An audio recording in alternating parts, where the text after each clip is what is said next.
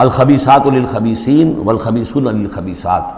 ناپاک عورتیں ناپاک مردوں کے لیے ہیں اور ناپاک مرد ناپاک عورتوں کے لیے ہیں،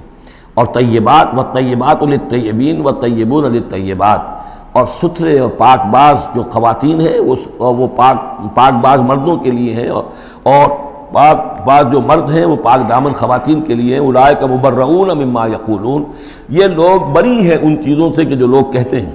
لہم مغفرۃ و رزق کریم، ان کے لیے مغفرت ہے اور رزق کریم ہے۔ یہ دونوں آیات جو ہیں در حقیقت اخلاقی تعلیم کی نوعیت کی ہیں کہ اتنی اخلاقی حس معاشرے کے اندر رہے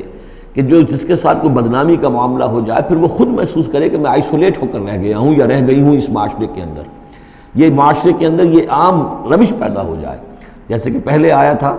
وہ اس کے اندر بھی یہی بات تھی کہ زانی نکاح نہ کرے مگر کسی زانیہ سے یا کسی مشرکہ سے، وہ اس لائق نہیں ہے کہ اس کے نکاح میں کوئی مسلمان خاتون آئے پاک دامن اور عفت والی۔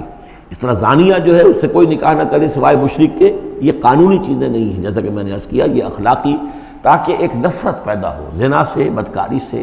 اسی طریقے سے معاشرے کے اندر ایک عام فضا، ایک حس ایسی پیدا ہو جائے کہ جس میں جو لوگ بھی ایسی گراوٹوں میں مبتلا ہوں وہ خود اپنی آنکھوں میں ذلیل ہو کر رہ جائیں۔